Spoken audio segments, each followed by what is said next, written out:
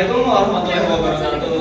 Waalaikumsalam warahmatullahi wabarakatuh. Perkenalkan, nama saya Muhammad Afal Putra dengan NIM akhir 103. Hari ini saya akan mempresentasikan materi saya yang berjudul Pembangunan Nasional yang Bernafaskan Pancasila.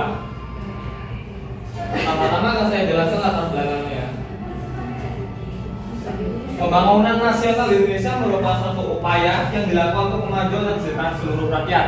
Awalnya saya berpikir dari kata-katanya saja pembangunan nasional. Pembangunan nasional yang bersifat Pancasila yang di pikiran saya waktu itu adalah Monas, monumen nasional, baik itu Tugu Pahlawan atau monumen yang lainnya.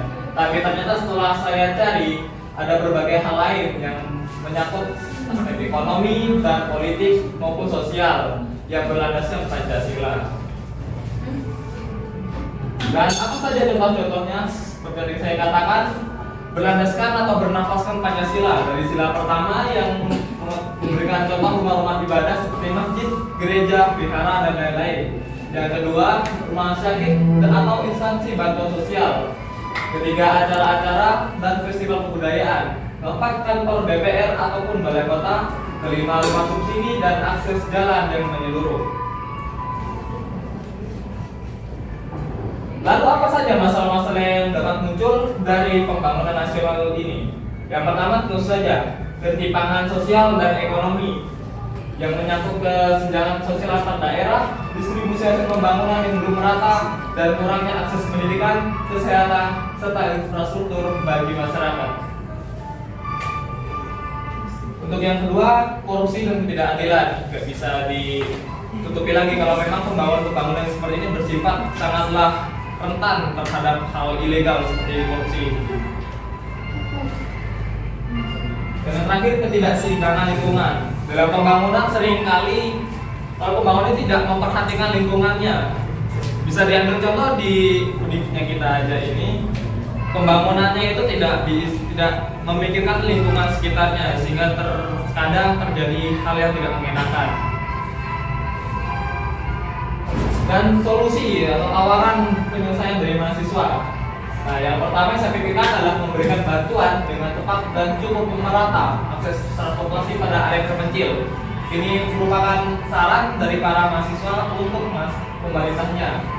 Yang kedua, pemerintah atau pemilik otoritas tertinggi harus mengawasi berjalannya pembangunan tersebut. Dan yang terakhir, observasi lingkungan dan perhitungan impact atau dampaknya. Dalam pembangunan itu harus ada di perhitungannya dalam dampak-dampaknya bagi lingkungan. Ya, segitu saja. Saya akan membuka sesi tanya jawab. Mungkin ada audiens yang ingin bertanya, silakan. Ya, Mas Nanda. Tolong saya diperlihatkan solusinya. Nah, ini kan tawaran untuk penyelesaian dari mahasiswa. Lalu memberikan bantuan dengan tepat dan cukup untuk memeratakan akses transportasi pada area kecil. Ya, apakah benar para mahasiswa itu memang benar menyuarakan tersebut, dan kita lihat para pemerintah tersebut itu apalagi merealisasikan atau tidak? Itu bagaimana pendapat Anda tentang hal ini? Pendapat saya, nah, saya langsung siap. Pendapat saya itu ini relatif. Tidak semua daerah dan tidak semua mahasiswa yang mampu menyuarakan ini. Ada beberapa yang langsung menyuarakan ke jalan, ada beberapa yang menyindir dari media sosial. Kalau untuk mahasiswa yang menyindir itu juga tidak semua pemerintah akan mendengarnya dan langsung merealisasikannya. Ada yang akan terasa iba pemerintahnya lalu merealisasikan atau menuruti keinginan dari mahasiswa tersebut. Ada juga yang pura-pura tidak dengar. Baik, itu jawaban saya. Apa ada interupsi lain? Itu baik. Terus pendapat dari mahasiswa tersebut berarti tidak bisa terrealisasikan secara langsung pada pemerintah, ya? Betul, tidak penuh, tapi bisa didorong, bisa memberikan opsi lain atau possibility yang lain. Dengan cara apa? Dari caranya seperti itu, menyuarakan aspirasi baik ke jalan ataupun di media sosial. Baik, terima kasih. Sama-sama. Ada audiens lain yang ingin bertanya? Itu mahasiswa memberikan bantuan tepat dan cukup serta menggunakan akses transportasi itu melalui apa? Ini Perlu digarisbawahi ya, ini tawaran atau solusi dari mahasiswa, tawaran kepada pemerintah. Itu tadi pertanyaannya dari apa? Maksudnya bisa Bantuan melalui apa? Maksudnya dalam bentuk apa? Itu kan harus belajar.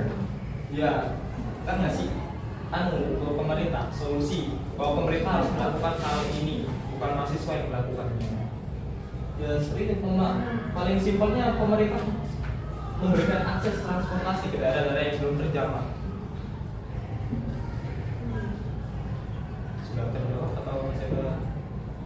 Terima kasih untuk audiens yang lain. Baik, bila audiens sudah tercukupi atas materi yang saya berikan dan jawabannya, saya memohon maaf apabila ada kekurangan ataupun kelebihan dalam pematerian saya itu. Terima kasih. Wassalamualaikum warahmatullahi wabarakatuh. Waalaikumsalam warahmatullahi wabarakatuh.